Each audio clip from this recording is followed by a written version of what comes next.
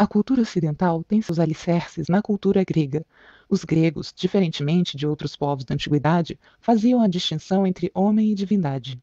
Esta percepção os permitiu realizar inúmeras descobertas, pois isso lhes dava liberdade para o questionamento. É certo que houve precursores de outros povos na matemática, nas artes e em outras áreas do conhecimento, mas foi na Grécia que o saber evoluiu utilizando um processo metodológico.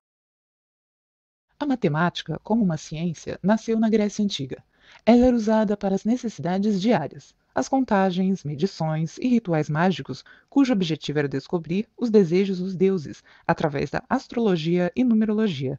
A palavra matemática englobava o que hoje se chama de aritmética, geometria, astronomia e mecânica. A geometria, por exemplo, é um conjunto de conhecimentos práticos sobre comprimento, área e volume.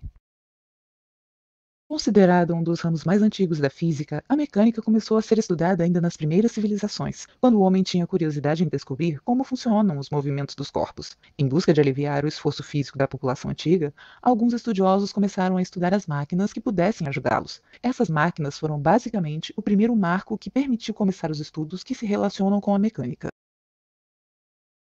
Os primeiros vestígios da existência de uma linha férrea remontam à Grécia Antiga, para fazer o transporte dos barcos. Aqui em nosso estado temos a Estrada de Ferro de Baturité, que foi a primeira ferrovia do Ceará. A Maria Fumaça, máquina a vapor, iniciou a operação ferroviária em 1873, com o primeiro trecho de pouco mais de 7 quilômetros entre a Estação Central, em Fortaleza, e a localidade de Parangaba. A importância das cerâmicas e dos porcelanatos deve-se principalmente às cenas pintadas nos mesmos, que são excelentes fontes históricas, pois normalmente representam fatos do cotidiano da mitologia, contando-nos os hábitos e as crenças desta sociedade. Os Jogos Olímpicos da Grécia Antiga eram realizados de 4 em 4 anos, no Santuário de Olímpia, em honra de Zeus. O festival era famoso por ser uma mistura religiosa e atlética. Sobre os participantes, não podiam competir estrangeiros, escravos e mulheres. A escultura e a cerâmica gregas representaram não só os atletas, como a própria prática desportiva. Escultura de Escóbulo, que significa lançador de disco, é uma estátua do escultor grego Miron, que representa um atleta momentos antes de lançar um disco. Provavelmente a estátua de desportista em ação mais famosa do mundo. Na Grécia Antiga, os gregos usavam estátuas e esculturas para homenagear os deuses e seus grandes pensadores. Assim, todas as esculturas e estátuas levavam em sua forma perfeição e beleza. Um exemplo dessa arte é o Doríforo, de Policleto.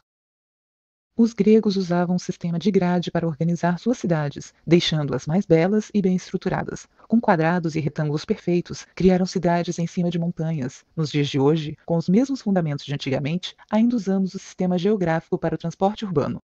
Os gregos também foram responsáveis pela criação dos anfiteatros, cuja notória eficiência acústica impressiona. Esta eficiência não se dá apenas por um elemento, mas por um conjunto de fatores que foram objeto de criteriosa observação dos gregos. Geometria, silêncio do local, ventos favoráveis do palco para a audiência, forte inclinação das arquibancadas, topografia, são fatores que contribuem para a perfeição acústica desses teatros ao ar livre. A preocupação estética dos gregos também é notada na arquitetura. Eles primavam pela proporção, beleza, harmonia, simetria, equilíbrio. Elementos da arquitetura grega foram e são usados até os dias atuais.